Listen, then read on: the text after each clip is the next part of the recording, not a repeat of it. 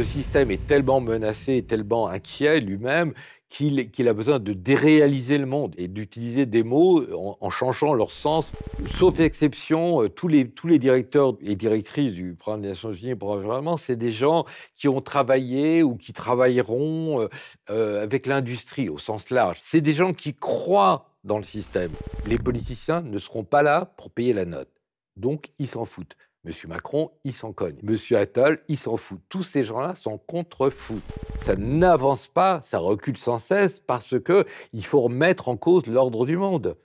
Et comme ceux qui tiennent le monde n'y trouvent aucun intérêt, ça n'avance pas. Et on remplace l'action par la parole. Vous ripollinez en vers des trucs qui sont en fait répugnants. Pendant 20 ou 30 ans, le développement durable, c'était la réponse magique. C'est de la pensée magique. Le pire de l'industrie mondiale, l'agrochimie, Bayer, Monsanto, les grands pétroliers, etc. Tout le monde a estimé que c'était génial. Il y a une aliénation par la possession d'objets, c'est-à-dire quelque chose, un phénomène complexe de nature psychologique qui vous rend étranger à vos intérêts, qui vous rend étranger à votre vie, à qui vous êtes vraiment. Quand vous voyez un charlatan se pointer pour vous vanter la géogénierie, rappelez-vous de la chose la plus importante, c'est que ça n'a pas commencé. Elles sont où, vos solutions techniques? Elles sont où?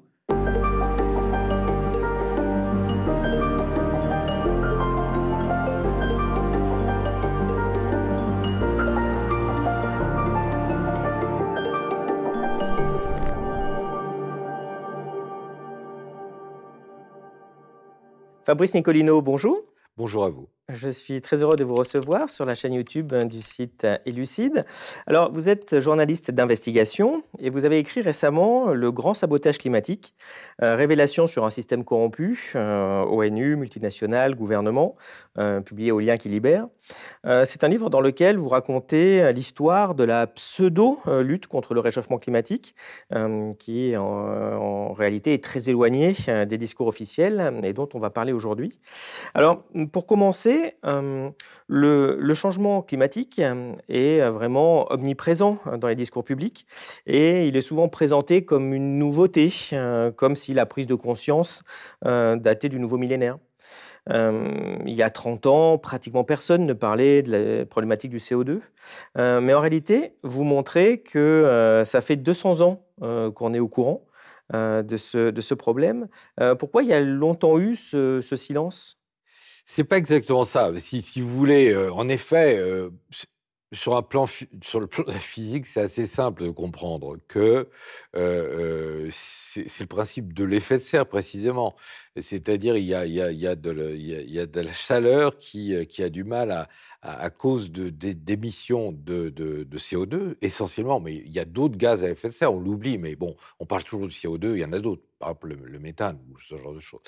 Mais quand on augmente la concentration de gaz carbonique dans l'atmosphère, ça augmente en même temps l'effet de serre, c'est-à-dire que la chaleur du soleil a beaucoup plus de mal à s'évacuer. Donc ça, c'est des phénomènes qui ont été analysés il y a relativement longtemps et surtout il y a à peu près 120, 130 ans.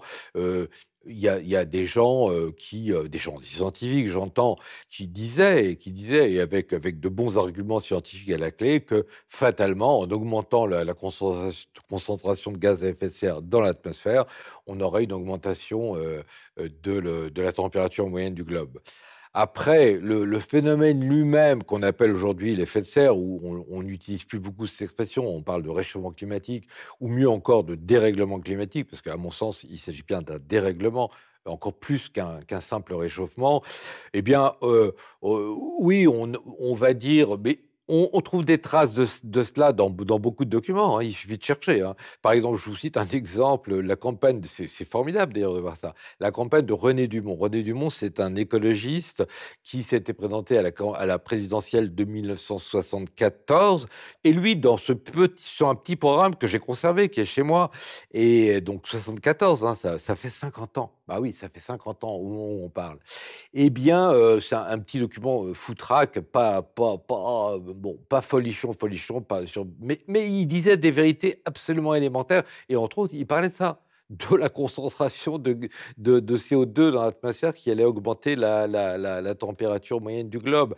Quand est-ce qu'on a commencé à vraiment à comprendre que ça n'allait pas, on va dire, tout ça, c'est un peu arbitraire, mais il y a des dates. Il y a 1988, par exemple, où il y a un discours retentissant, aux États-Unis, d'un Américain qui dirigeait le laboratoire de la NASA, James Hansen, qui fait un discours devant le Congrès, tout à fait, j'allais dire alarmiste. Non, il n'était pas alarmiste, il disait absolument la vérité, mais il était en tout cas très alarmant et qui a provoqué un choc planétaire. Bon, on l'a oublié, mais le monde entier, toute la presse du monde entier a parlé des prévisions et des prédictions d'ailleurs de James Hansen. Vous avez parlé justement des années 70 et c'est vrai que c'est à ce moment-là que des groupes de réflexion sur les enjeux climatiques commencent à se mettre en place. Je pense en particulier au fameux rapport Meadows. Je vous renvoie sur notre interview de Denise Meadows qu'on a interviewé Ah sur oui, cette très chaîne bien, il très y bien. a, il y a quelques mois. Euh, et à ce moment-là, en particulier avec ce rapport, on réalise que la croissance infinie ne va pas fonctionner. Comment ce bilan, comment cette vision a été reçue à l'époque? Écoutez, en France, il y a quelques journaux, là, je pense au Nouvel Observateur, où il y avait 2 personnages importants de la rédaction. Il y avait Alain Hervé qui a créé, dans ces mêmes années, Le Sauvage, qui était un supplément du Nouvel Observateur et qui s'est intitulé, auto-intitulé, c'était pas tout à fait vrai, le premier journal écologique de France. Donc le rapport Meadows a été fort bien accueilli dans certains milieux très, très limités. C'était un peu chic, si vous voulez. À l'époque, c'était un peu chic. C'était chic, par exemple, de dire qu'on avait voté René Dumont au premier tour de la présidentielle. Maintenant, la société dans son ensemble ne pouvait pas, entendre un message comme celui-là, qui est pourtant évident. Je veux dire, le monde étant fini, est-ce qu'on peut rêver d'une croissance infinie? Non, c'est absurde d'emblée. En tout cas, Meadows ne pouvait pas être entendu. À l'époque où la croissance française, je ne sais pas, ça oscillait entre 5 et 8% par an. Vous imaginez, c'était des chiffres hallucinants. Alors, vous avez un mec qui arrive et qui dit, et qui dit, «Eh ben, c'est pas possible et qu'il va falloir s'arrêter». Il y avait ce rapport du Club de Rome, «Halte à la croissance» avec un point d'interrogation qui date, je crois, de souvenir de 1972, qui est un texte magnifique d'un certain côté, qui rappelle des évidences, qui enfonce des portes ouvertes. Mais à l'époque, c'était absolument saugrenu de parler de ça. On va mettre en place alors, à ce moment-là, les fameux sommets, qui aboutiront au programme des, Nations unies pour l'environnement, le PNUE. Quelle était l'intention, de cet organisme et qu'a-t-il fait concrètement? Alors c'est une histoire évidemment assez, on entre déjà dans une histoire que moi je juge fascinante, hein, et je veux dire, je n'ai fait qu'un travail de défrichage, hein. Et voici ce que je peux dire, sincèrement et pour l'avoir étudié sérieusement. On est en 1970. Imaginez que je crois que c'est le 23 avril 1970, c'est le jour de la Terre aux États-Unis, jour de la Terre. Donc il y a déjà une conscience, on va dire écologique, pour être sympathique, qui existe dans la société. Mais là, la surprise colossale, c'est que le 23 avril 1970, dit à l'époque Dan Rather, qui est le grand pont de l'information télévisée aux États-Unis, et il annonce à la télévision américaine que ce jour-là, 10% de la population américaine a défilé pour le D-Day, pour le jour de la Terre. Et vous vous rendez compte l'événement colossal que c'est-à-dire 10% de la population. Est-ce que c'est vrai? J'en sais rien, mais il l'a dit. Est-ce que c'est 10% de la population américaine qui défile en hommage à la Terre et en inquiétude pour le sort de la planète. Et ça, c'est un point de départ absolument manifeste. C'est-à-dire que les politiciens ont compris ce jour-là que quelque chose se passait, qui était important, on posait de nouvelles questions. Là-dessus, on commence à discuter de l'ONU, parce que l'ONU, évidemment, ne pouvait pas rester complètement indifférente à ces questions-là, et l'ONU décide de faire quelque chose, de faire ce qu'on appellera plus tard, mais à l'époque, ce n'était pas le cas, ce qu'on appellera plus tard le premier sommet de la Terre. Et elle pense que voilà, on va réunir des gens du monde entier et on va aborder les questions de la planète, pas seulement le climat, hein, mais les questions générales de pollution, etc., etc., y compris peut-être démographique, je ne m'en souviens plus très bien, mais en tout cas, il faut faire un sommet, il faut réunir des gens du monde entier. À qui demander un travail pareil? C'est là que commence le mystère des profondeurs de cette histoire. Car, sans que ce soit le moins du monde convaincant, l'ONU, via un ambassadeur, enfin tout ça est très mystérieux et pas du tout limpide, euh, ils vont aller chercher un homme qui s'appelle Maurice Strong, qui est un Canadien anglophone, Maurice Strong, qui n'a qui n'a rien à faire valoir dans ce domaine, et pourtant, on va demander à Strong d'organiser le premier, ce qui va devenir, parce qu'à l'époque, on appelle ça, je sais plus, on appelle ça la conférence de Stockholm. Voilà, conférence de Stockholm qui se déroule en 1972 à Stockholm, où on va, pour la première fois, de manière organisée et planétaire, aborder des questions générales concernant l'état de la planète. La conférence de Stockholm donne naissance à une nouvelle structure qu'on appelle le Programme des Nations Unies pour l'environnement, dont le premier président, sans grande surprise, va être Maurice Strong. Et en effet, le Programme des Nations Unies pour l'environnement va évidemment avoir un budget de plus en plus important, va installer son siège à Nairobi, au Kenya, pour montrer que, bon, que l'Amérique n'est pas, ou l'Europe ne sont pas le centre du monde. Et le PNUE va jouer un rôle avec Strong dans la création du GIEC, c'est-à-dire en collaboration avec l'Organisation météorologique mondiale. C'est eux qui vont un petit peu être les créateurs du fameux GIEC. Vous racontez d'ailleurs une anecdote assez amusante qui concerne les budgets qui ont été alloués à la défense de l'environnement via le PNUE.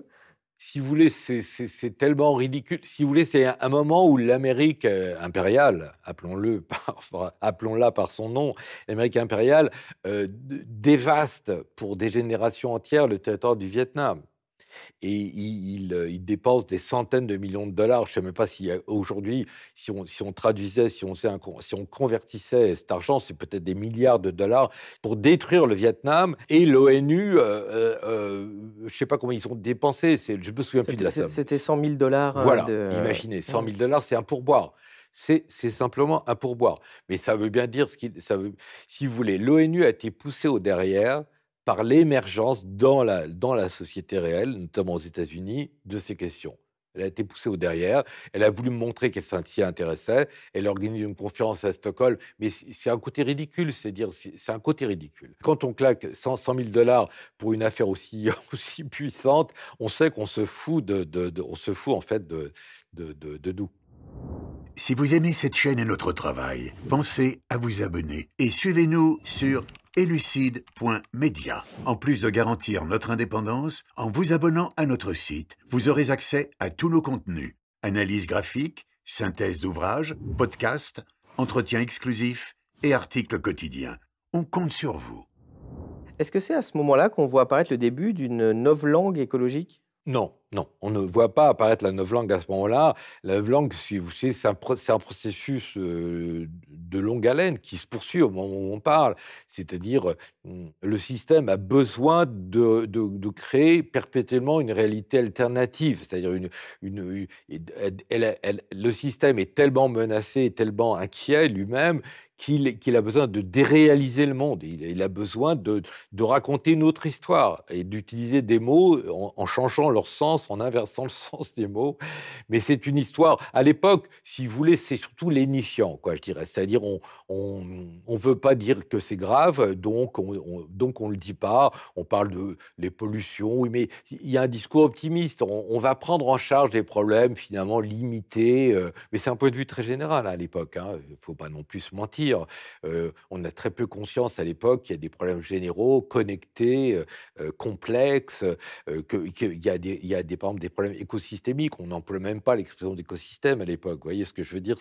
Donc, on se contente d'enfiler les perles, de dire qu'on est des gens sérieux et qu'on va s'attaquer aux problèmes. Voilà. Une piste pour comprendre l'absence de volonté politique réelle, c'est d'étudier la carrière des directeurs du PNUE. Qu'est-ce que vous avez découvert? C'est des gens, que c'est aussi singulier que le sort de Maurice Strong, dont on va reparler. Sont des gens qui, ont parti lié, sauf exception, tous les directeurs et directrices du programme des Nations unies pour l'environnement, c'est des gens qui ont travaillé ou qui travailleront, avec l'industrie au sens large, avec la ils sont d'accord avec la marche du monde. Et je dirais, ils ont parti lié, ils ont bossé pour le CDE, ils ont bossé. Il y en a qui se recyclent après avoir quitté le programme des Nations unies pour l'environnement. Ils vont devenir conseillers du gouvernement chinois, qui, non content d'être un gouvernement totalitaire, écrase la nature et la biodiversité, non seulement en Chine, mais dans tous les pays du monde où la Chine a de l'influence, et ils sont de plus en plus nombreux. Donc, si vous voulez, il y a quelque chose qui est effarant, c'est-à-dire, on se dit, mais qu'est-ce que c'est que cette histoire? Ils ont été présidents du programme des Nations Unies pour l'environnement, mais en fait, ils se contrefoutent de l'environnement. Ils sont pas là pour ça. Euh, Ils ont des profils de lobbyistes un peu, oui, c'est ça? oui, c'est ça. Enfin, oui, mais lobbyiste, pas au sens. Peut-être qu'il faut éviter d'utiliser ce mot-là, parce que lobbyistes, on a l'impression qu'ils sont payés, qu'ils sont payés. Non, ce sont des opportunistes et des gens qui croient que c'est ça qu'il faut faire, que c'est je veux dire, il critique à la marge, et même pas enfin, il critique à la marge, mais il se contente de mesurettes, de choses ineptes, de choses qui ne mènent nulle part, qui ne servent à rien. Il s'en contente. Donc, si vous voulez, c'est la direction du PNUE, à commencer par Maurice Strong, c'est des gens qui paralysent l'action possible des sociétés en racontant vraiment des sornettes auxquelles ils croient peut-être d'ailleurs, mais c'est un autre sujet. Alors, pourquoi on a mis en place cette structure si elle ne sert à rien? C'est pour se donner bonne conscience? C'est pourquoi? Alors, moi, c'est une question à laquelle je suis pas capable de répondre. D'abord, je suis tout sauf complotiste. Le monde n'est pas une question de complot, mais il y a quand même parfois, pour certaines questions, dans certains domaines, il y a des conspirations. C'est-à-dire, il y a des gens qui sont unis par des liens et qui ne le clament pas sur les toits. Donc c'est un peu secret, c'est un peu... voilà. Et donc le complotisme fait qu'on ne peut plus poser la question de savoir quels sont les liens cachés entre toutes ces personnes-là. Je ne suis pas allé, je ne suis pas allé plus loin que ce que je vais vous dire, mais je sais qu'il y a beaucoup de choses à gratter. Je réitère mon appel. Il y a plein de gens qui peuvent agir, qui peuvent comment dire, essayer d'en savoir plus, et qui peut-être en sauront plus que moi. Est-ce que c'était de la bonne conscience? Bon, je pense qu'il y a de la malignité dans l'air. Je pense que ça peut pas être le hasard, ça peut pas être le hasard qu'on ait choisi un type comme Maurice Strong pour s'occuper de questions aussi fondamentales pour nous tous, pour la planète, pour l'avenir, pour la vie sur Terre. C'est pas possible. Il y a forcément eu quelque part des gens qui se sont dit bon, bah, avec Strong, on n'aura pas d'emmerdement et tout sera sous contrôle. Maintenant, jusqu'à quel point c'est allé, j'imagine aussi volontiers que des gens de l'ONU se sont sincèrement dit, bon voilà, là on crée quelque chose, c'est du sérieux, c'est du solide, et on va avancer, et peu à peu, et chemin faisant, il y a eu tellement de corps d'optimistes chevronnés dans le domaine de la crise écologique, que peut-être bien des gens ont été sincères. On parlait tout à l'heure de novlangue écologique. Il y a une expression qui revient souvent, c'est celle de développement durable. Qu'est-ce que ça signifie? Eh bien, si vous voulez ça, oui, on pourrait dire que c'est le début de la novlangue. On pourrait dire ça, on peut dire cette expression magique, hein, qui semble répondre à tout et qui ne répond absolument à rien. C'est une expression qui est née dans le cadre d'une commission présidée par l'ancienne première ministre de Norvège, Gro Brundtland, et on a appelé ça d'ailleurs la commission Brundtland. C'était une commission en marge de l'ONU, dans laquelle Maurice Strong, notre ami Maurice Strong, a joué un rôle central, hein. Il n'y a pas de certitude, mais il y a des raisons de penser que Maurice Strong est l'inventeur de cette expression monumentale. Donc, cette commission s'était réunie, a publié en 83 de mémoire Donc on est déjà 10 ans après Stockholm, un livre qui a fait beaucoup parler de lui à l'époque, qui s'appelle Notre avenir à tous, qui est un livre qui a l'estampille ONU, et où l'expression centrale de ce document, c'est développement durable. Développement durable, ça veut dire, disent-ils, que c'est un développement qui repose sur 3 piliers, l'environnement, le social et je sais pas quoi et je sais plus quoi. Moi, je m'en fous un peu en vérité. Donc, mais enfin, c'est une invention qui a été utilisée comme une potion rassurante pour les sociétés, pour les sociétés, pour les opinions du monde entier. C'est-à-dire que on va continuer à développer, mais il faut développer de manière durable. Et là, si vous voulez, ça me renvoie nécessairement à la question de ce mot-clé de développement. Ça, c'est une question fondamentale qui n'est quasiment jamais abordée et qui sera, je veux dire, qui est pourtant essentielle. Il y a un formidable auteur qui s'appelle Gilbert Rist, qui s'est livré, qui a écrit un livre sur l'histoire du développement. C'est tout à fait extraordinaire, parce qu'en fait, c'est un mot relativement récent, enfin, dans son acception actuelle, c'est un mot relativement récent. Il décrit, par exemple, l'apparition de ce mot développement dans un discours du président Truman en 1949, comment ça a été entré dans le discours sur l'état de l'Union. C'est un discours officiel tous les ans, le président des États-Unis fait un discours sur l'état de l'Union, où il donne un peu des indications sur ce qui va se passer, sur ce que lui souhaite faire, ce que les États-Unis devraient faire à son avis, etc. Et Truman introduit, on ne sait pas très bien comment, peu importe, nous ne noyons pas dans les détails, il a introduit cette notion de développement, c'est-à-dire, et pour la première fois, à ma connaissance du moins, il introduit la notion clé de nation sous-développée et de pays développés comme les États-Unis. Et en bon samaritain, il explique que le rôle des États-Unis, c'est d'aider ce qu'on appelle encore à l'époque le tiers-monde à se développer, mais développer évidemment dans l'esprit de Truman, selon le schéma américain. On va aider, si j'ose dire, les pays sous-développés à reprendre, à copier le modèle de développement américain, puisque c'est de ça qu'il s'agit, il faut développer.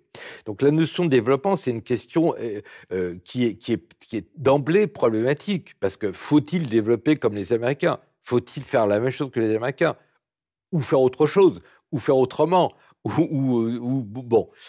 Et quand la commission Brundtland de 1983 popularise dans le monde entier, ça a été une création un peu ex nihilo et qui s'est répandue comme une traînée de poudre dans le monde. Développement durable, alors donc déjà, c'est l'utilisation du mot développement qui est un mot tragique, selon moi, vraiment tragique, c'est un mot tragique. Dont idéalement, à mon avis, on devrait se débarrasser. Mais bon, on n'en est vraiment pas là. Donc, il y a cette ambiguïté extraordinaire sur le mot développement. Et puis, durable, qu'est-ce que ça veut dire? Dans l'édition anglaise, on ne dit pas durable. Ça a été traduit comme ça en français. Je ne sais pas très bien pourquoi. En tout cas, ça a bien servi les intérêts de l'industrie, puisque dans l'édition anglaise, on parle de sustainable, ça veut dire de développement soutenable. Et c'est très intéressant parce que développement soutenable, c'est autre chose. Il y a une tension très différente. Parce que soutenable, ça renvoie finalement à des notions, on peut dire, des notions d'écologie scientifique. Est-ce qu'un système, il est soutenable écologiquement parlant? C'est-à-dire, est-ce que les écosystèmes qui portent ce phénomène-là peuvent le soutenir? Est-ce que c'est soutenable ou est-ce que c'est pas soutenable? Et donc, ça a été traduit en français par autre chose, durable. Et la supercherie majeure, c'est que développement durable, ça veut dire développement appelé à durer. Eux, les gens qui ont soutenu et qui ont diffusé ce message, c'était un développement appelé à durer jusqu'à la fin des temps. Et avec cette espèce de supercherie langagière, on a réussi à tromper l'opinion. Donc c'était une invention miraculeuse. Moi, quand on voit ça, est-ce que ce langage creux n'est pas au service, comment dire, de la préservation à tout prix du capitalisme mondialisé? Parce qu'on fait croire qu'on fait quelque chose, mais en fait, on ne veut pas bousculer toutes les industries polluantes qui rapportent beaucoup. C'est tout le problème, c'est absolument tout le problème. C'est-à-dire, je me pas sûr que ce soit volontaire, parce que ces gens, on parlait des directeurs du programme des Nations Unies pour l'environnement, c'est des gens qui croient dans le système. Ils croient que c'est ça la voie, que la voie, si vous voulez, c'est de garder le système et à la marge d'améliorer des choses qui vont pas. Il faut faire ceci, c'est du ripollinage, si vous voulez. C'est ce qu'on appelle, pour les industries polluantes, le greenwashing, c'est-à-dire vous ripollinez en vert des trucs qui sont en fait répugnants. Mais je veux dire, à partir du moment où vous avez... Mais je veux dire, ça a fonctionné, ça fonctionne encore un peu, mais ça, maintenant, il y a d'autres expressions qui ont remplacé le développement durable. Mais pendant 20 ou 30 ans, le développement durable, c'était la réponse magique. C'est de la pensée magique. Il faut bien comprendre. La réalité est perpétuellement décevante, bien sûr, parce qu'on ne s'attaque jamais aux racines des choses. Et donc, on est obligé de clamer que ça va mieux, que ça va de mieux en mieux. Et d'ailleurs, on est tous d'accord pour le développement durable. Mais tout le monde est tombé d'accord pour dire que c'est merveilleux, le développement durable. Le pire de l'industrie mondiale, l'agrochimie, Bayer, Monsanto, les grands pétroliers, etc., tout le monde a estimé que c'était génial. Est-ce qu'ils étaient pour le développement durable? Mais 3 fois, mais 100 fois, mais 1000 fois. Ils l'ont dit 1000 fois sur tous les tons. Ils ont créé des pages spéciales dès qu'il y a eu des sites internet et leur propagande écrite, ça a toujours été développement durable. Mais bien sûr, Total, l'entreprise Total, développement durable. Bien sûr, mais où est le problème? Donc, si vous voulez une expression qui sert à ce point-là à dédouaner la marche de l'industrie destructrice de tout, du climat notamment, bah, c'est évident que c'est complètement foireux. Vous parlez justement du greenwashing qu'ont mis en avant de grandes entreprises comme Total, Shell, Exxon. Comment elles ont investi sur ce discours? Comment ça s'est passé? Bah, il apparaît nettement que toutes les entreprises étaient parfaitement au jus il y a longtemps. Il y a, disons, 30, 35 ans, ils savaient que quelque chose se passait avec l'énergie fossile et avec les extractions de pétrole et de gaz. Ils le savaient, mais ils l'ont effacé des tablettes. Ils ont estimé qu'il ne fallait pas en parler.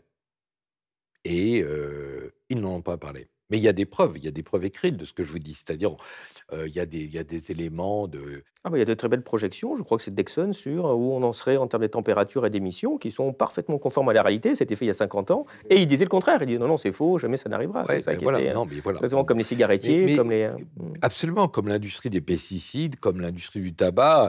Si vous voulez, ils ont mis au point des stratégies, si vous voulez, c'est ce qu'on appelle la stratégie du doute. C'est-à-dire, c'est des stratégies industrielles qui sont très élaborées. On sait avec certitude qu'il y a eu une réunion au sommet en 1953 de mémoire dans un hôtel new-yorkais où les plus grandes entreprises de tabac du monde entier se sont réunies parce qu'évidemment, en 53, dans le même temps qu'il y avait le cow-boy Marlboro, dans le même temps qu'on payait des fortunes à Yul Brynner pour cloper sur les plateaux de cinéma ou à Steve McQueen, qui est mort d'un cancer du poumon, et d'ailleurs, je crois, Yul Brynner aussi, d'ailleurs. Et eh bien, on savait en 1953 que ça allait mal se déterminer. Que tout le monde clopant, il y allait avoir beaucoup de dégâts, des cancers par milliers, par millions. On le savait avec certitude. Donc, ils se réunissent et ils décident ils mettent au point avec des publicitaires, des gens, des communicants, hein, qui est une sale race, il faut dire la vérité, ils se mettent d'accord sur une stratégie. Comment on va faire pour continuer à vendre notre cam? Parce qu'en fait, c'est la seule vraie raison, c'est la seule vraie préoccupation de ces gens. Ils sont réunis, ils ont élaboré ces stratégies qui consistent non pas à nier, non, nie pas. Ils ont payé des études périphériques, contradictoires, ça ne les dérangeait pas du tout, contradictoires, qui créent du bruit, qui créent de l'imprécision, qui créent du doute. Et ça a duré. Ah, vous dites que ça, oui, bah peut-être bien, oui, c'est pas forcément totalement faux, mais en même temps, vous voyez, il y a un mec qui avait fait une étude qui était financée par eux, mais ça on l'a su après, qui dit que, bon, bah, malgré tout, s'il y a des mecs qui fument du tabac à rouler et seulement pas au moment de la pleine lune, alors ils attraperont jamais le cancer. Enfin, vous voyez ce que je veux dire. C'est une stratégie. L'industrie des pesticides a fait exactement pareil. Si je vous disais que l'industrie des pesticides, en 1970 à Paris, il faut un congrès international de l'industrie de ça, qu'ils appellent l'industrie phytopharmaceutique. C'est l'industrie des pesticides qui tue non seulement plein d'organismes vivants, mais qui rend malade beaucoup de gens, beaucoup d'humains. Eh bien, ils confient l'organisation à moitié secrète, hein, très discrète, de ce congrès pseudo-scientifique, hein, qui est ouvert à Paris, et écoutez-moi bien, c'est l'orchestre de la garde républicaine qui ouvre la cérémonie de ce congrès scientifique qui est ouvert par le ministre de l'Agriculture de l'époque, Jacques Duhamel. C'est pas une fantaisie, vous voyez ce que je veux dire. À qui file la vraie organisation discrète, secrète? Un mec, Marcel Valta, qui est l'homme qui a organisé quelques années plus tard la désinformation massive autour de la question de l'amiante, qui va bientôt avoir tué 100 000 personnes en France. Donc, il confie la désinformation autour de ce congrès pseudo-scientifique à Marcel Valta. Vous voyez ce que je veux dire? Et l'industrie, pour en revenir à nos oignons, l'industrie du pétrole, Total et Exxon et Shell, ils ont fait exactement pareil. C'est des méthodes éprouvées que ces gens-là se refilent de génération en génération. C'est du beau boulot, c'est du beau boulot. Le PDG de Total peut venir voir Macron d'une heure sur l'autre. On lui ouvrira toujours la porte. Pour ceux que ça intéresse, je recommande aussi de lire le livre de Naomi Oreskes sur justement les marchands de doute, qui montre bien ces méthodes et surtout en analysant différentes industries, on voit que c'est toujours la même chose. Très très bon livre. Tout à l'heure, vous l'avez cité rapidement, l'organisme le plus connu maintenant, sur lequel le discours médiatique se fonde le plus, c'est le fameux GIEC. Est-ce que vous pouvez nous expliquer comment il a vu le jour et quel était son but? Alors, au départ, si vous voulez, c'est une bonne action. Il faut applaudir à tout rompre. Ça ne me dérange pas d'applaudir le GIEC. Bravo le GIEC. Donc c'est une création commune, Programme des Nations Unies pour l'environnement, donc Maurice Strong et puis l'OMM, l'Organisation météorologique mondiale. C'est en 1988. On s'inquiète déjà beaucoup de la concentration de gaz à effet de serre dans l'atmosphère. On crée cette structure. Au départ, on crée ça comme une structure donc mondiale de scientifiques qui vont potasser leur sujet, qui vont confronter leur point de vue, qui vont additionner leurs recherches et qui vont donner un état des lieux de la planète pour que la société mondiale, si toutefois elle existe, puisse agir et réagir en fonction de connaissances scientifiques. Jusque-là, rien à dire, c'est parfait. Surgissent deux hauts personnages dans cette histoire, qui sont respectivement Maggie Thatcher et Ronald Reagan. Thatcher est la première ministre britannique de l'époque. Reagan est le président des États-Unis. Tous deux sont des ultra-libéraux. Et ces gens-là, Thatcher et Reagan, se disent on ne peut pas accepter ça. On ne peut pas accepter un GIEC indépendant avec des scientifiques qui vont répercuter les annonces et les alertes des écologistes. Comment on va contrôler ça? Ça ne va pas du tout, cette histoire. Ils n'ont pas dû dire qu'ils vont nous faire chier, mais moi, je vous dis, c'est ça qu'ils ont pensé. Ils vont venir nous faire chier avec leurs histoires. Donc, ils exigent, ça se passe dans un G7, donc c'est la puissance de feu de l'Amérique et alliée de la Grande-Bretagne. Ça suffit à emporter le morceau. Ils exigent que le GIEC soit, certes, une assemblée de scientifiques du monde entier, oui, mais que tout ça se passe dans un cadre, que le GIEC soit aussi le réceptacle des États membre de l'ONU et qu'il y a des représentants d'État qui participent à la rédaction notamment des résumés, parce que les travaux du GIEC, c'est des énormes pavés monumentaux qui essaient de rassembler, de synthétiser les travaux scientifiques enfin, des quelques années depuis le rapport précédent. D'une part, et c'est énorme, je ne sais pas combien de pages, 1800, 2500, enfin, vous voyez ce que je veux dire, et puis personne ne lit ça, évidemment que non. Et par ailleurs, il y a le seul truc clé, c'est un résumé d'une cinquantaine de pages, qui est le résumé aux décideurs de la planète. C'est ça que la synthèse ultime, c'est ça. Et ça c'est discuté avec des représentants d'État. Sur l'intervention de Reagan et de Thatcher, c'est devenu comme ça une espèce de foire d'empoigne entre intérêts contradictoires. Vous imaginez bien qu'on ne peut pas dire dans le résumé enfin, pour les décideurs que le GIEC ne va pas dire l'Arabie saoudite est en train de nous emmener au tombeau, ou les groupes pétroliers du monde entier, Shell, Exxon et Total, sont des assassins. Ils ne vont pas dire ça.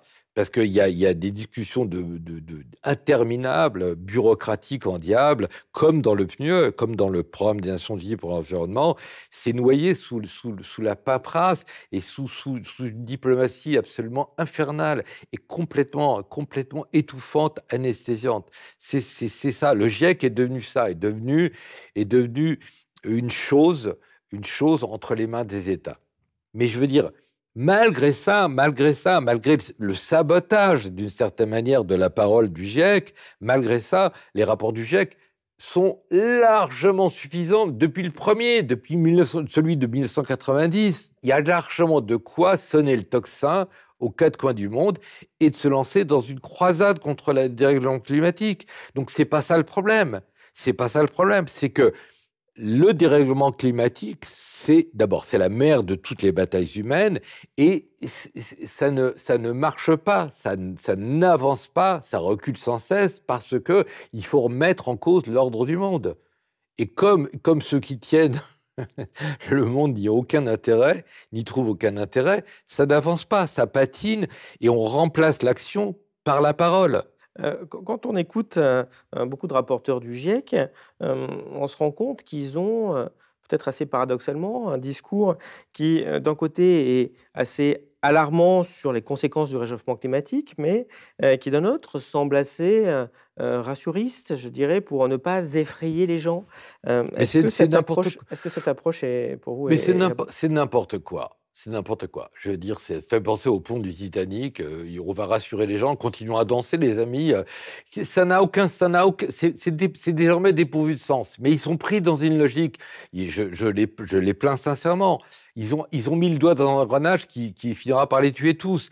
Ils ont accepté un jeu qui est, à mon avis, presque pervers.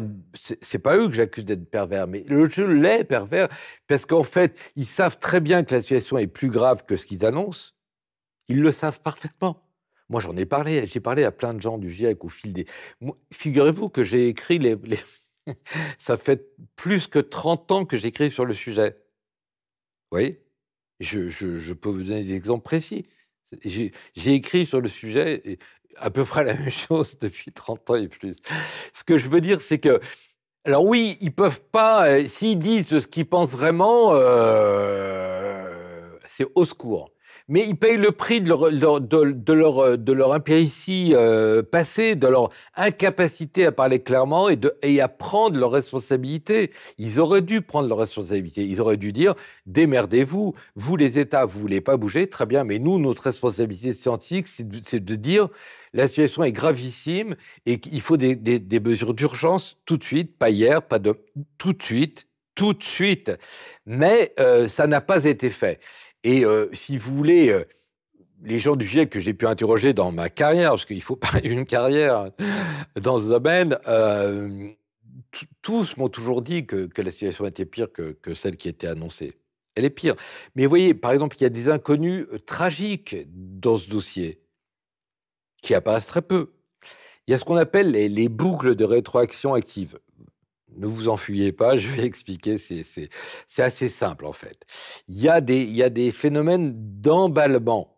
D'emballement, je vais vous prendre il y a par exemple la fonte du permafrost. Le permafrost, c'est ce qu'on appelle en français le pergélisol. C'est un sol perpétuellement gelé qui est dans une grande partie du nord de la planète, le nord du Canada, la Sibérie, bien sûr, une grande partie, etc. Il y a un sol qui est perpétuellement gelé depuis des millénaires. Très bien. À cause du dérèglement climatique, il y a des zones déjà de pergélisol qui fondent ou qui ont fondu. Il y a des villes de Sibérie, par exemple, qui sont plus ou moins bâties sur des pilotis métalliques enfoncés dans le pergélisol. Vous imaginez bien que si le pergélisol commence à tanguer, à fondre, les piliers commencent à tanguer. Et c'est le cas dans un certain nombre de villes de Sibérie aujourd'hui. Dans ce pergélisol, il y a une quantité de méthane piégée qui est ahurissante. Je ne sais plus combien, c'est des milliards de mètres cubes de méthane. Le pergélisol fond, le méthane s'échappe, il s'échappe déjà un peu, mais beaucoup se questionnent, beaucoup de scientifiques se questionnent si le méthane ne serait qu'une fraction du méthane, c'est un gaz à effet de serre qui est 230 ou 40 fois plus réchauffant que le gaz carbonique. Donc si ce méthane se répand dans l'atmosphère, il est en train de le faire, eh bien, ça va accélérer considérablement le dérèglement climatique qui lui-même, c'est pour ça qu'on parle de boucle de rétroaction.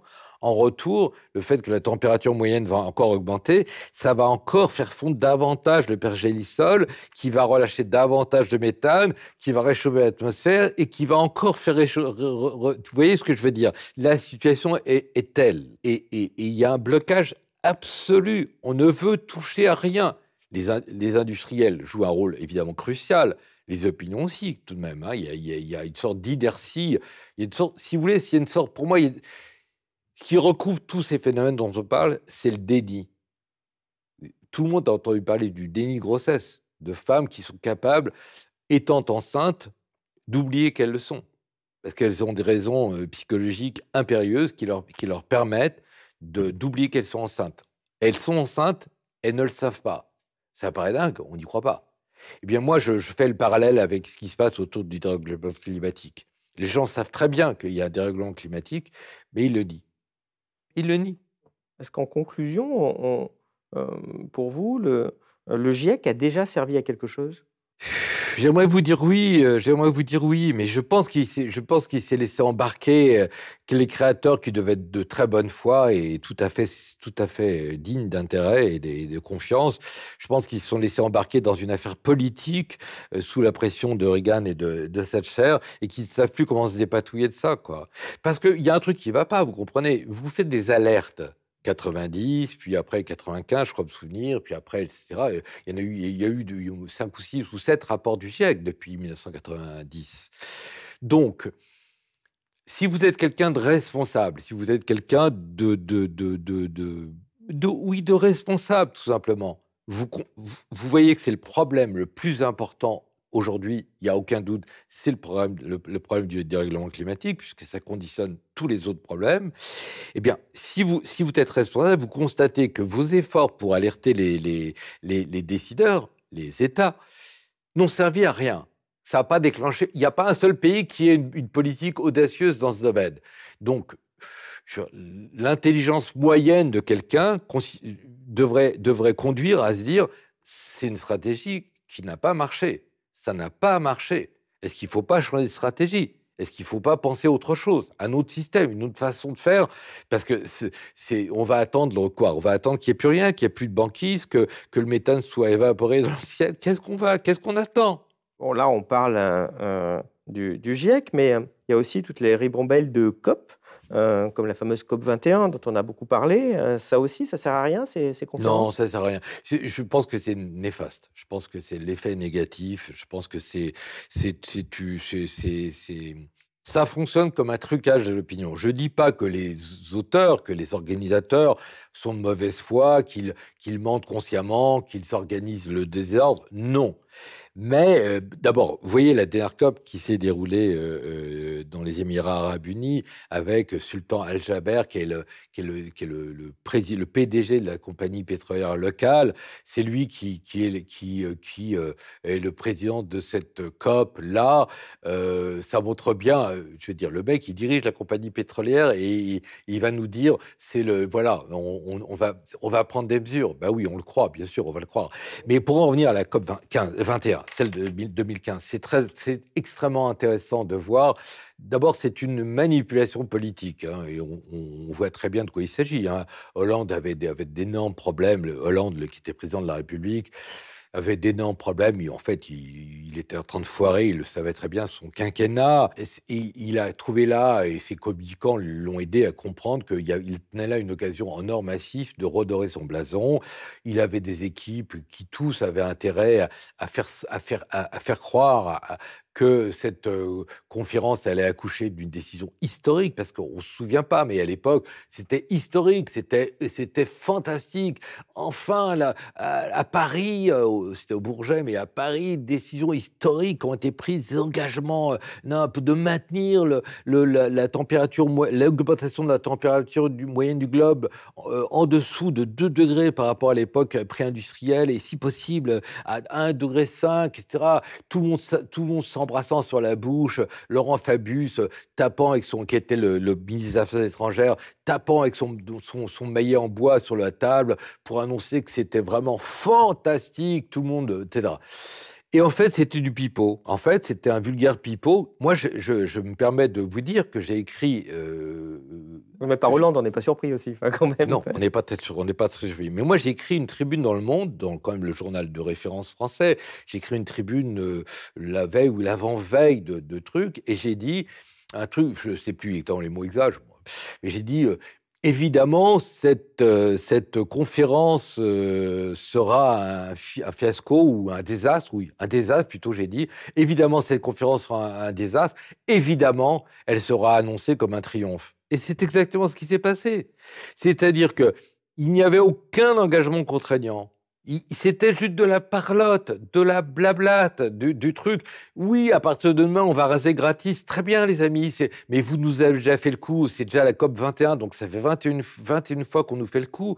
Les décisions historiques, les engagements solennels. Vous citez aussi la COP 3, c'est assez amusant, donc dans les années 90, qui prévoyait en 2021 que les pays développés baisseraient leurs émissions de 5%, et la réalité, ça a été une augmentation de 40%. Mais comment voulez-vous qu'il en soit autrement? Je veux dire, ce monde est dominé par l'économie, ce qu'ils appellent l'économie, hein, que moi j'appellerais plutôt la destruction. Pour moi, le mot économie tel qu'il est pratiqué aujourd'hui, c'est synonyme de destruction. Destruction du monde, destruction des écosystèmes, destruction de la vie, déstructuration et dislocation des sociétés humaines. C'est ça la réalité.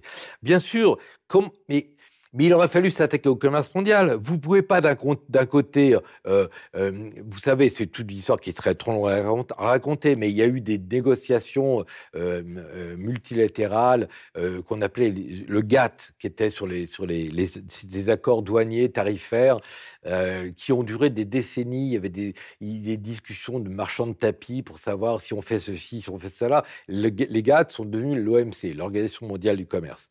La Chine y est entrée, etc. Il y a eu c'est devenu une machine de guerre, l'OMC. À partir du moment où vous ne mettez pas en cause le commerce mondial, qui produit des milliards d'objets inutiles, qui ne servent qu'à augmenter les profits de l'industrie, à partir du moment où vous ne mettez pas en cause, vous vous retrouvez avec la COP 21 et vous vous retrouverez avec la COP 38, et s'il y a encore un monde à ce moment-là, ou la COP 249, parce qu'on en sera encore là, évidemment, puisqu'on ne parle jamais des vraies questions. Jamais. Alors, vous avez commencé à en parler, mais dans votre livre, vous présentez en profondeur le parcours assez symptomatique de 2 personnes, et pour bien faire comprendre le problème. Le premier, c'est Maurice Strong. Le deuxième, c'est Stéphane Schmidheiny. Qui sont-ils? Alors, Strong, c'est un personnage extraordinaire, vraiment extraordinaire, hors du commun. J'aimerais pouvoir dire, peut-être que c'est le cas, mais je ne l'ai pas démontré. Et moi, j'ai une sorte de foi naïve parfois, dans l'homme. Et voilà, je vais vous raconter une histoire qui est folle à lier et qui est pourtant vraie. Je vous ai dit que Maurice Strong avait été chargé de la première, de ce qui a été appelé depuis le premier sommet de la Terre à Stockholm en 1972. Il est le premier directeur du PNUE, le Programme des Nations Unies pour l'environnement. Alors qu'on ne savait pas, en fait, on ne savait rien de son passé. Enfin, je veux dire, il n'avait jamais brillé une seule fois, où que ce soit, dans ce domaine-là. On ne sait pas pourquoi on l'a choisi. La question est fondamentale. Et Strong, qu'est-ce que j'ai découvert? Strong, c'est un personnage d'une famille modeste, on va dire, du Manitoba, du Canada. Son père, il y a des incertitudes, mais disons, c'est un gosse qui réussit assez bien à l'école, mais qui va plus ou moins fuguer, qui va commencer une vie un peu d'aventure en Alaska, où il va s'intéresser aux mines. Il va travailler pour des entreprises minières. Et Strong, dans la foulée d'une vie un peu d'aventure, gentillette, j'en sais rien, mais en tout cas d'aventure, il va nouer un premier lien avec l'industrie pétrolière. L'industrie pétrolière. Donc, c'est un homme qui, à partir du moment où il va commencer à travailler pour l'industrie pétrolière, il ne va pas cesser. Il ne va pas cesser. Il va, dans le courant de sa vie, et à de nombreuses reprises, créer, diriger, acheter, vendre des entreprises pétrolières ou gazières ou d'énergie, etc. Il va nouer des relations politiques très étroites avec les libéraux canadiens, qui sont il va parce qu'il a noué une relation privilégiée avec un homme qui va devenir Premier ministre du Canada. Au moment où il organise pour le compte de l'ONU le sommet de Stockholm en 1972, au même moment qu'il va créer et diriger le programme des Nations Unies pour l'environnement, il est propriétaire de sociétés pétrolières. Alors, c'est pas Total, c'est pas Exxon, c'est des sociétés petites à moyennes, mais c'est quand même des sociétés qui génèrent beaucoup de pognon. En même temps qu'il il nous dit il faut sauver la planète et qu'on commence à...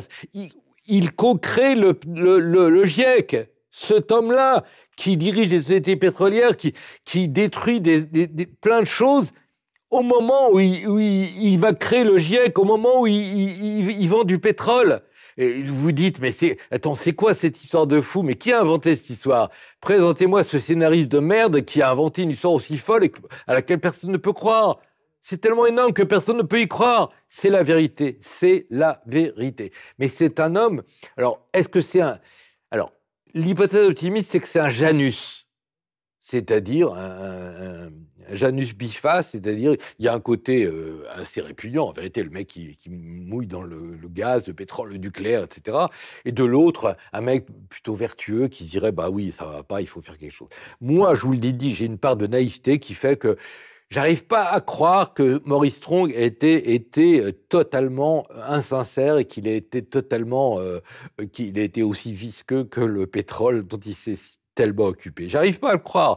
Je me dis qu'il devait y avoir une part de sincérité, aussi minuscule qu'elle ait été, dans sa tête. Ça me paraît pas possible. Et pourtant, tout plaide en faveur de l'hypothèse vraiment extrêmement inconfortable et voire angoissante que Strong était là en mission commandée et qu'il a en papaouté tout le monde, pardonnez-moi l'expression, mais je veux dire, j'hésite entre les deux trucs. Mais vous savez, Strong, il est allé très très loin, parce qu'à un moment donné, dans le cadre de ses affaires pétrolières, il se retrouve avec un ranch dans le Colorado, un ranch... selon les sources, il a autour de ce ranch entre 40 et 60 000 hectares. C'est énorme. Et à ce moment-là, il est à fond dans dans les histoires de PNUE, de ceci, cela. Hein. C'est pas avant, c'est pas après, non, c'est pendant. Eh bien, il est propriétaire de ce ranch absolument incroyable, 40-60 000 hectares. Il propose de faire des forages profonds dans la nappe phréatique pour vendre cette eau récupérée sous son ranch aux certaines villes de l'Ouest américain qui en manquent beaucoup. Je pense notamment dans le Nevada, Las Vegas, tout ça, etc. Voilà, il monte une boîte. C'est un mec qui a monté un nombre incroyable de boîtes dans sa vie. Il monte une boîte. Il se dit, on va faire ces forages profonds et on va vendre cette eau à ces villes qui sont assoiffées. Bon, déjà, évidemment, c'est totalement absurde pour des tas de raisons, mais en plus, du point de vue écologique, c'est vraiment une fumisterie totale. Il se retrouve avec une opposition très solide qui va s'opposer à lui pendant des années, qui regroupe des pêcheurs locaux, des paysans, des Indiens, des écologistes, qui ont monté une coalition pour dire, mais non, c'est pas possible, parce que là, ça va ruiner l'écosystème du coin va être ruiné. Si vous videz les nappes avec cette eau-là, c'est pas possible. Et il a perdu la partie, donc ça lui a été interdit. Il n'a pas pu le faire. Et Schmidheiny ? Alors, Schmidheiny, c'est un personnage vraiment lui aussi hors du commun. Il faut comprendre que Strong, il fait le sommet de Stockholm et le PNUE, et ensuite, dans la foulée, il entre dans la commission Brundtland, développement durable. C'est le personnage clé. À la fin des années 80, l'ONU lui dit, mon garçon, tu as fait la conférence de Stockholm, il faut faire un truc, mais plus grand encore. Ça va être le premier sommet de la Terre de Rio, en 1992. Énorme événement avec 180 chefs d'État ou de gouvernement présents. L'organisateur de ce festival de bons sentiments, c'est Maurice Strong. Pour organiser ça, il faut du monde. Et Maurice Strong va trouver un bras droit absolument exemplaire. Le Suisse-Allemand Stefan Schmidheiny. Il va trouver Stefan Schmidheiny. Or, Stefan Schmidheiny, c'est l'héritier d'une dynastie industrielle suisse. Je passe les détails, c'est un peu compliqué, mais disons, arrivé à sa génération, on a coupé l'Empire en deux. Lui, il s'est retrouvé à la tête d'Eternit. Eternit, c'est une marque d'amiante. Et Schmidheiny a géré dans son jeune temps, il avait 27 ans par là, il a géré l'Empire Eternit, notamment en Italie, où l'amiante arrivait au port de Gênes, venant du Brésil ou de Pétaouchnok, et était débarqué au port de Gênes et transporté dans des conditions complètement dingues, puisqu'il n'y avait aucune protection, à une grande usine d'Eternit, à Casale e Monferrato, qui est dans le Piémont, et là, des prolos sortaient l'amiante à plein bras et brassaient l'amiante, et ceci et cela. Les conditions de sécurité étaient complètement démentielles. Il y a eu des alertes. Il y avait un syndicaliste de la boîte qui avait fait les comptes et qui voyait que les mecs mouraient comme des bouches. Grâce à un procureur italien, Raffaele Guardinello, qui est un personnage merveilleux à mon goût, qui a mené une enquête extraordinaire. J'ai rencontré cet homme-là. Je vous passe les détails parce que c'est très très long, mais en tout cas, ça a duré des années. Il y a eu des manœuvres de retardement, blablabla, blablabla. Un jour, on dit procès. Le procès Eternit à Turin. Très bien. Le principal accusé, il y a deux accusés en fait, et le principal, c'est Stefan Schmidheiny. Il y a 3000 ouvriers dont on pense qu'ils ont été tués par l'exposition à l'amiante, et ça fait beaucoup de monde. Beaucoup de familles, etc. 3000 ouvriers tués par l'amiante dans ces usines-là. C'était lui le patron. Les conditions de sécurité étaient effarantes, donc il est responsable. Il passe au tribunal. Il va être condamné en première instance à 16 années de prison. OK ? Vous imaginez, c'est une peine criminelle. Hein. Il y a des criminels de sang qui ne se chopent pas 16 ans de prison. Lui, il se chope 16 ans de prison. Il ne se pointe pas une seule fois au tribunal. Évidemment, il avait trop peur d'être arrêté et envoyé en tôle. Donc, il ne se pointe pas. Ses avocats mènent des tas d'actions de diversion. Il fait appel. Décision du tribunal d'appel. C'est plus 16 ans, c'est 18 ans. 18 ans de prison pour Schmidheiny. Ensuite, c'est avocats magouille, je vous passe les détails. Il arrive à un résultat extravagant, tout ça au bout de tellement d'années. La Cour de cassation estime que les poursuites sont prescrites. la Cour de cassation reconnaît la validité du jugement. Il a vraiment été condamné à 18 ans de cabane, mais c'est prescrit et donc il est tranquille, il peut être. Pendant le temps pendant le temps de ces histoires infernales en Italie, il a refait sa vie. Il s'est fabriqué un personnage absolument hors du commun, de philanthrope, en Amérique latine. Hein. En Amérique latine, il a réussi à fabriquer un personnage, etc. Il a fait fortune dans l'exploitation forestière, enfin, plus exactement, dans dans un truc que moi je déteste, c'est la plantation massive industrielle d'eucalyptus et d'arbres à croissance rapide, et pour fabriquer du bois en fait. Donc il n'est plus question de forêt, il n'est plus question évidemment d'écosystème, de biodiversité, de rien du tout. Il s'agit de faire pousser du bois, des monocultures comme des champs de maïs si vous voulez, mais sauf que c'est du bois qui pousse. Et je me suis renseigné, j'ai vu que quand il a commencé son truc, c'était au Chili, sous Pinochet, et il a planté du bois sur des terres très controversées, parce que les Indiens Mapuche, qui étaient considérés comme de la merde par Pinochet, considéraient que c'était des terres ancestrales. Il y a eu un pataquès, mais bon, je veux dire, en tout cas, il s'en est sorti, Chimène. Et c'est lui que Strong, l'homme du pétrole, va choisir pour être son bras droit dans le sommet de Rio de 1992, au cours duquel Schmidani va annoncer la création d'un truc invraisemblable qui s'appelle aujourd'hui le Conseil mondial des entreprises pour le développement durable, où tous les gros pollueurs de la planète sont, c'est-à-dire Bayer, c'est-à-dire Exxon, ça veut dire Shell, tous ces braves gens se retrouvent dans ce Conseil mondial des entreprises pour le développement durable. Ils créent ce machin qui existe encore aujourd'hui. C'est-à-dire c'est un club de transtinciales de la planète, toutes plus dégueulasses les unes que les autres, mais qui sont absolument d'accord pour le développement durable. Et c'est ça, le système. 72, Stockholm. 92, le sommet de la Terre de Rio, hein, le duo infernal Strong-Schmidheiny. Mais en 97, il y a la conférence de Kyoto, au Japon, où pour la première fois, des États vont s'engager à diminuer leurs émissions de gaz à effet de serre. Ça va faire long feu, ça va. Bon, mais en tout cas, c'est une date très importante parce que pour la première fois, on dit oui, il faut diminuer les émissions de gaz à effet de serre. Et un certain nombre d'États, dont la France, s'y engagent. Mais Maurice Strong, c'est lui qui ouvre cette conférence. La conférence de Kyoto, c'est Maurice Strong qui l'ouvre ès-qualité. Pourquoi ès-qualité? Parce qu'il est devenu, entendez bien ce que je dis, il porte le titre de sous-secrétaire général de l'ONU. Maurice Strong, l'homme du pétrole, l'homme de Schmidheiny, il est sous-secrétaire général de l'ONU. Ouais, ça montre bien les problèmes d'information qu'il peut y avoir au niveau du public. Mais d'ailleurs, d'une façon générale, qu'est-ce que vous pensez de la manière dont les médias traitent la question climatique?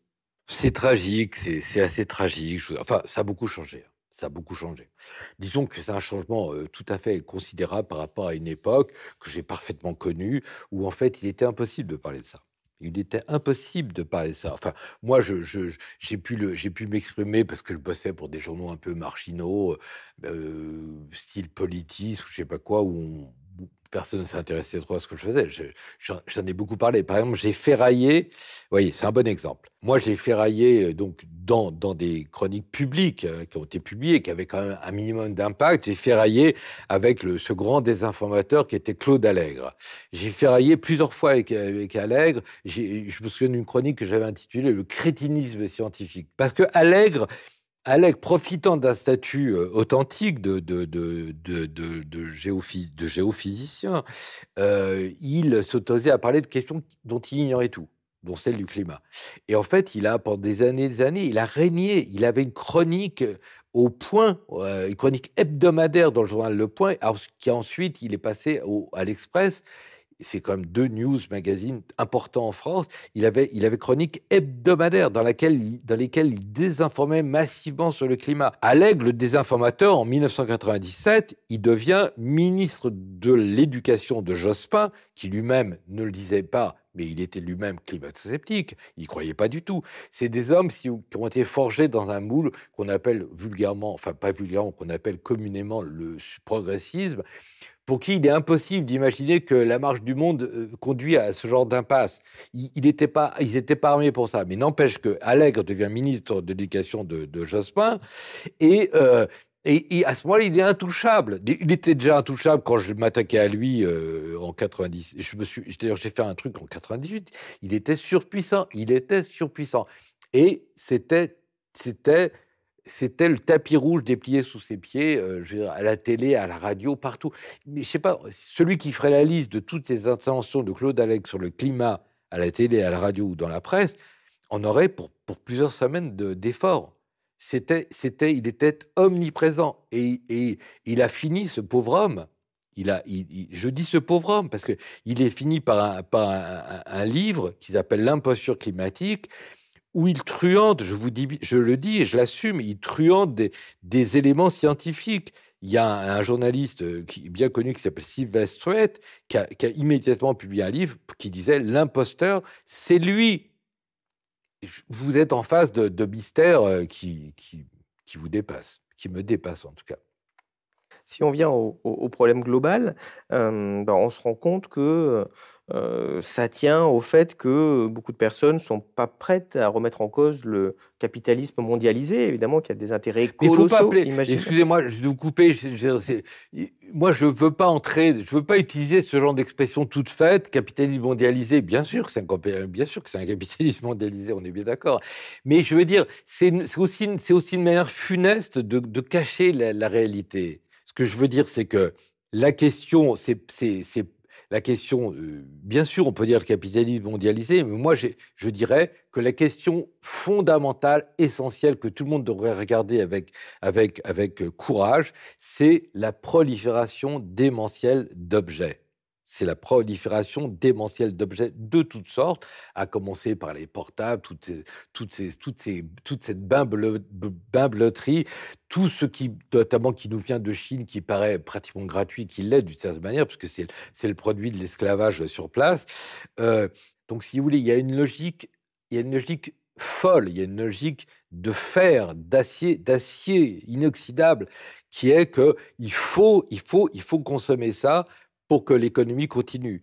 Et en consommant ça, on précipite la crise climatique.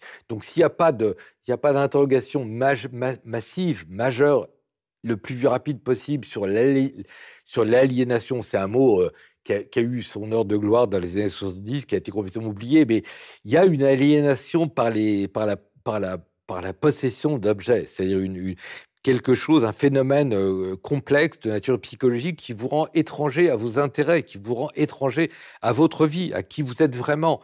Je veux dire, la possession d'objets, la consommation, l'hyperconsommation d'objets, c'est ça le moteur à réaction de la crise climatique. C'est pas autre chose, c'est ça, c'est le moteur. Mais ce que je veux dire, c'est que pour ne pas changer ce système économique,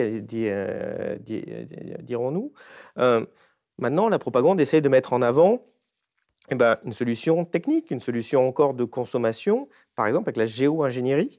Vous pouvez nous donner votre regard là-dessus? Oui, mais si vous voulez, c'est bien sûr, puisqu'on ne fait rien. Et que ça se voit, ça commence à se voir, on ne fait rien. Alors, on a recours à nouveau à la pensée magique. C'est une pensée magique, c'est-à-dire, en quoi c'est une pensée magique, la géo-ingénierie? C'est une pensée magique, car c'est sous-tendu par l'idée qu'on pourrait se comporter comme des porcs, consommer comme des porcs, et que ce ne serait pas grave, parce qu'on aurait des solutions techniques. C'est le fin mot de cette histoire, c'est le fin mot de la société dans laquelle on vit. C'est-à-dire, la technique va nous sauver, la technologie va nous sauver. C'est ridicule, c'est abject, selon moi, mais c'est aussi très ridicule, parce que c'est totalement faux. Vous savez, mais on en est où avec la géo-ingénierie? Voulez-vous me le dire? Moi, je peux vous le dire. On en est à 0 plus 0 égale la tête à Toto. On en est vraiment là. Vous pouvez donner des exemples pour montrer en quoi c'est dangereux, que les gens comprennent aussi? Mais les projets sont plus délirants les uns que les autres. Je dis bien projet, car rien n'a été fait. Il y a des gens qui ont proposé d'installer 16 000 miroirs dans la haute atmosphère pour renvoyer une partie de la lumière du soleil vers le soleil. Donc que l'effet de serre soit atténué, voire disparaisse, grâce à ces miroirs réfléchissants, mouchoirs oui, aussi, et que ces miroirs réfléchissants. Et il y en a un autre qui avait parlé de créer un miroir, je sais pas si c'est pas 600 km de diamètre. C'est des projets de cette nature.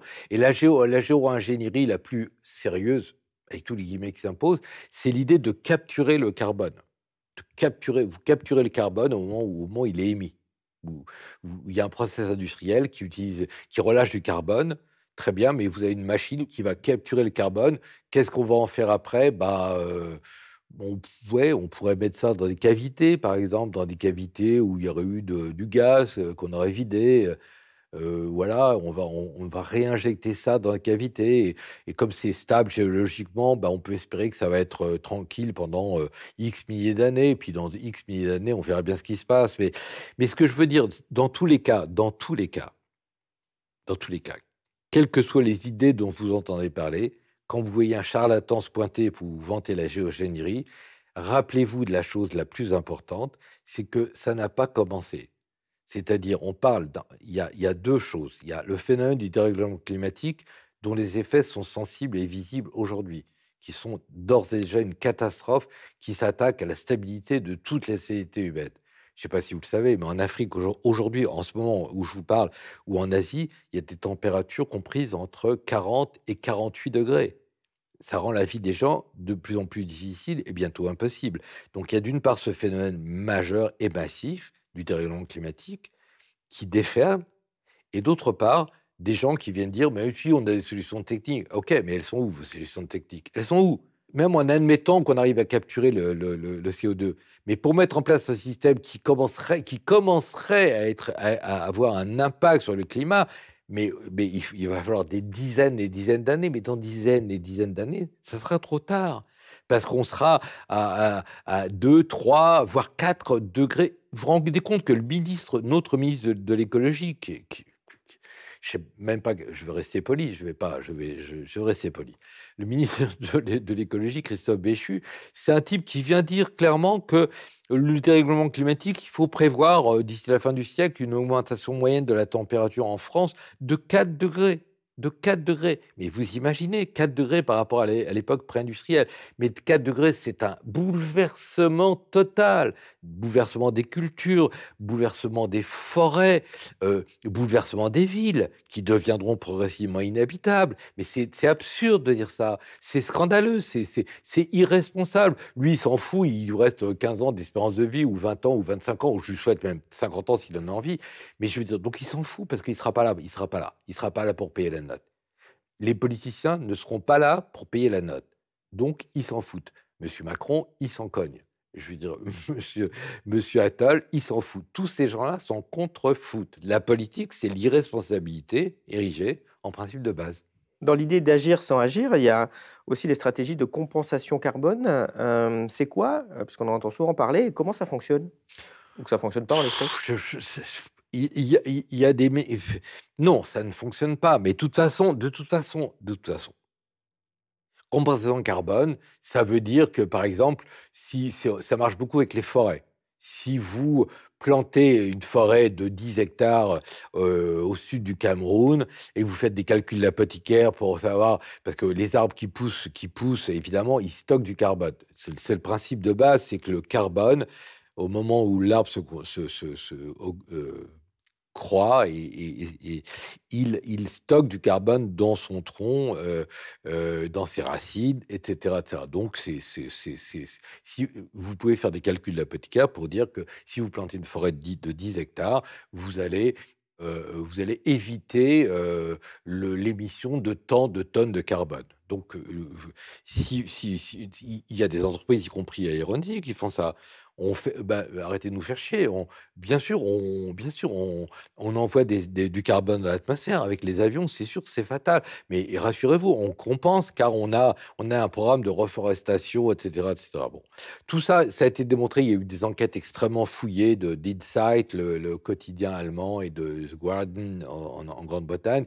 C'est des systèmes qui foirent lamentablement. Mais surtout, ça fonctionne à nouveau, comme à chaque fois, comme une illusion.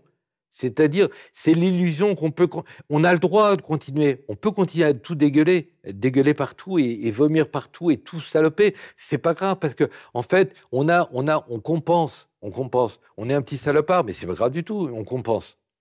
Et ça, si vous voulez, c'est un côté tragique pour moi. Néanmoins, même si aucune mesure concrète n'a vu le jour, hein, comme vous le signalez, le thème écologique semble s'être imposé dans les discours. Même dans Macron et le gouvernement, ils le disent, il y a un problème. Non, il vous le pensez dit qu'ils pas. sont honnêtes? Mais voyez, Macron, c'est fantastique. Et il avait répondu à Trump qui disait Make America Great Again. Et il avait répondu magistral il y a quelques années, quand Trump était encore au pouvoir. Il avait dit Make our planet again, Macron. Et il voulait incarner une sorte de croisade de l'Europe et menée par la France autour de l'écologie, etc., etc. Et puis tout ça est totalement oublié. Par exemple, là, il a fait des cadeaux royaux à la FNSEA, donc à l'agriculture industrielle avec pesticides, etc. Tout est absolument oublié. Il n'y a plus aucun crédit pour ce qu'ils appelaient pompeusement la transition énergétique, la transition écologique, qui ne veulent strictement rien dire. Donc, on en avait parlé avec Jean-Baptiste Fressos, d'ailleurs, je vous recommande, on va mettre le lien sur la vidéo, qui était vraiment remarquable. Ouais. Bien sûr, donc, mais néanmoins, ce que vous dites est vrai. Si vous voulez, il y a un phénomène qui commence à être analysé avec sérieux, qu'on appelle l'éco-anxiété. Ça, c'est un phénomène extrêmement important et un phénomène neuf. Il y a un sondage, c'est un sondage, mais qui a été mené de manière plus que sérieuse, dont les résultats ont été publiés dans The Lancet, qui est une des revues scientifiques les plus réputées de la planète. C'est un travail sérieux. Est-ce qu'il est indiscutable? J'en sais rien. Mais en tout cas, c'est pas Bibi Fricotin, c'est pas les pieds nickelés, c'est The Lancet. Et c'est un travail qui a été mené sur des milliers de personnes dans 10 pays de la planète, dont la France. Et il y a 5 pays du Nord et 5 pays du Sud. On a essayé de tester l'éco-anxiété chez les jeunes de moins de 25 ans. Je crois que c'est les 2/3 ou peut-être même 70% de ces jeunes jugent l'avenir effrayant. Je dis bien effrayant, c'est le mot de l'enquête. Effrayant. C'est-à-dire, et c'est encore davantage dans les pays du Sud que dans les pays du Nord, figurez-vous. Peut-être qu'ils subissent de plein fouet les effets de la crise climatique dans des pays qui sont déjà pas tellement solides. Et ils estiment majoritairement que les États ne font rien. Je crois que j'ai peur de vous dire une bêtise, mais je ne sais pas si c'est 40 ou 49%, mais une fraction très importante de cette jeunesse hésite à faire des enfants. Ça renvoie aussi toutes les discussions vraiment de très bas niveau en France sur la natalité. Il faut booster la natalité, il faut faire des politiques familiales pour que les enfants, etc. Ils ne s'interrogent pas sur le fait que si des jeunes de 18 à 25 ans ont les jetons de faire un enfant à cause de l'éco-anxiété, il faudrait peut-être plutôt travailler sur l'éco-anxiété plutôt que sur booster la politique familiale de manière à ce qu'il y ait plus d'enfants. J'ai oublié de vous dire, quand ils disent que l'avenir est effrayant, c'est pas parce que j'ai pas eu d'argent de poche le mois dernier. Ils relient explicitement ce sentiment à la crise climatique. C'est-à-dire, l'avenir est effrayant parce qu'il y a la crise climatique. Et que font les gouvernements? Rien. Si on ne peut pas compter sur les institutions ni sur les politiques, comme vous le dites, alors vous voyez quoi comme piste de solution? Là, vous me piégez, c'est pas gentil. D'abord, je suis pas devin, suis pas Dieu le Père. Des fois, j'aimerais, mais je ne suis pas Dieu le Père. Et je vous dirais que la France, on a la chance, est-ce une chance? En tout cas, nous appartenons à un pays qui a connu beaucoup de secousses historiques dans les temps modernes. On a fait une révolution démocratique en 1789. Et ensuite, toujours en France, il y a eu des espèces de spasmes historiques, comme 1830 qui a chassé le roi, 1848, 1871, la Commune de Paris contre les Versaillais, et puis on pourrait même ajouter 1936, hein, cette grande irruption de la classe ouvrière dans le débat public, et même 1968, chacun avec ses différences considérables. Je veux juste dire que la France est un pays qui nous a habitués à des secousses de l'histoire. Et moi, vous parlez de solutions. Personnellement, je pense que rien ne changera vraiment sans une secousse historique. C'est quoi une secousse historique? Bonne question, et je n'ai pas la réponse. Mais disons, on pourrait dire, pour me faire comprendre, hein, je veux dire, c'est beaucoup plus compliqué que ça, vous vous en doutez, mais pour me faire comprendre, je dirais, on a besoin de 1789. On a besoin d'une révolution démocratique. La démocratie est une idée morte en Europe.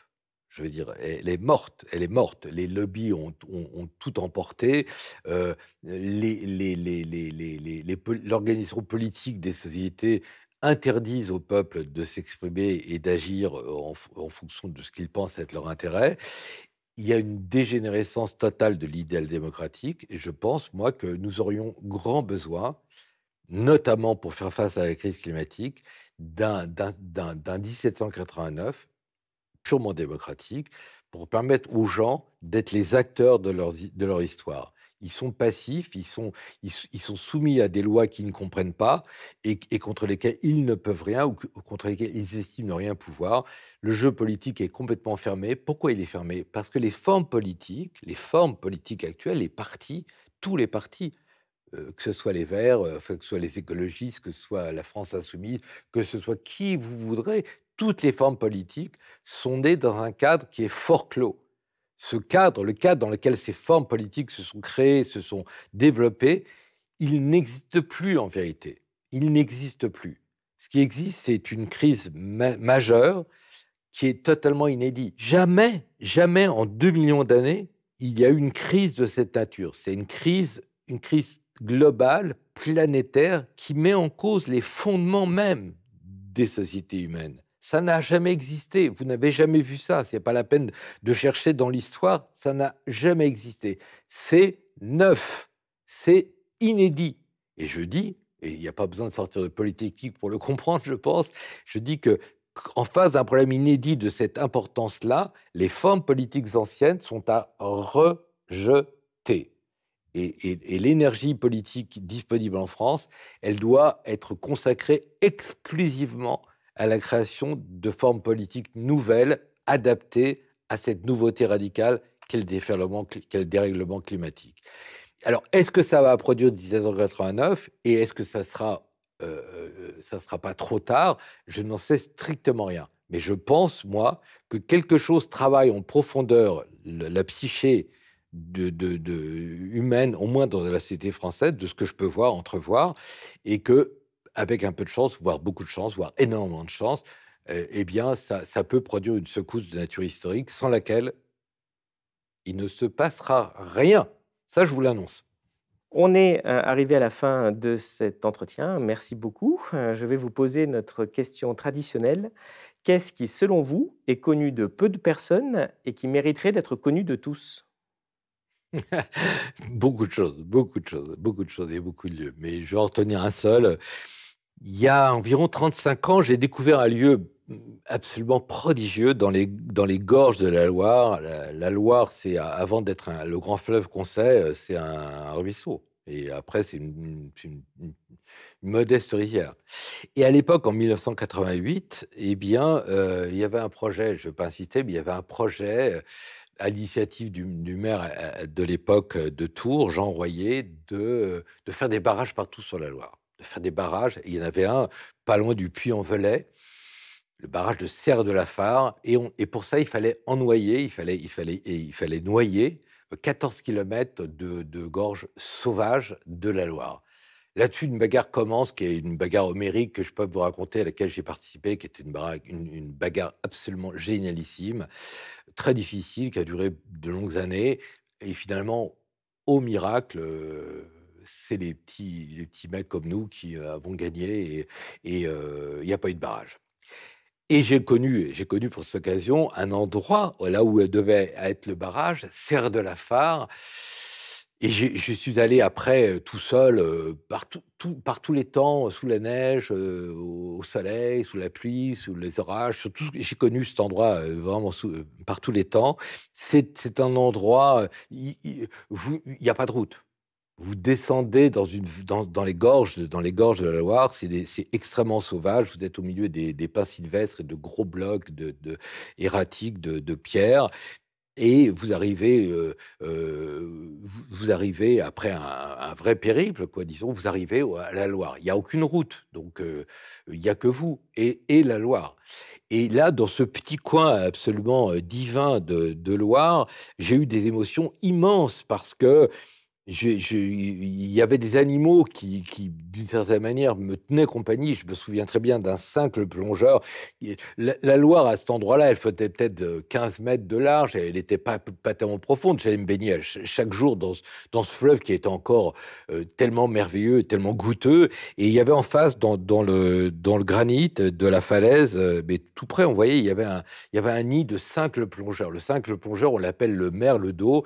C'est un petit oiseau absolument délicieux qui a la particularité de marcher sous l'eau. Il plonge, le cincle plongeur, et puis il va au fond de l'eau et il marche à la recherche de proie, comme ça, il marche au fond de l'eau et il picore ce qu'il peut trouver, etc. Après, il remonte et il va dans son nid. Dans cet endroit, il y avait tout ce qui me plaisait. Il y avait des passages de loutres, il y avait le circaète, qui est un oiseau splendide, inouï. C'est un aigle c'est un rapace qui se nourrit exclusivement, presque exclusivement de serpents et de lézards et de choses comme ça. C'est un très très bel oiseau. Il y avait comme ça une atmosphère d'éternité, quoi, de beauté profonde, simple, directe, certaine, indiscutable, et d'éternité. C'est-à-dire, rien ne semblait pouvoir m'atteindre dans cet endroit-là. C'était le refuge ultime, quoi. Quand je voulais chasser de ma tête toute la laideur de ce monde, eh bien, il y avait en moi la possibilité que j'ai utilisée plein de fois d'aller me réfugier dans ce coin incroyable où la Loire était une amie, disons-le. Je veux dire, était une amie. Et c'était c'était des gorges avec d'énormes falaises de granit et de basalte. Il y avait des roches volcaniques. Et bon, c'est un lieu... Quand vous avez éprouvé ça, d'abord, vous êtes protégé du monde, et vous êtes prêt pour la bataille, pour sauver le monde et sauver la beauté du monde. Pour moi, c'est crucial. La beauté du monde, c'est mon combat. Il n'y en a pas d'autre. La beauté du monde.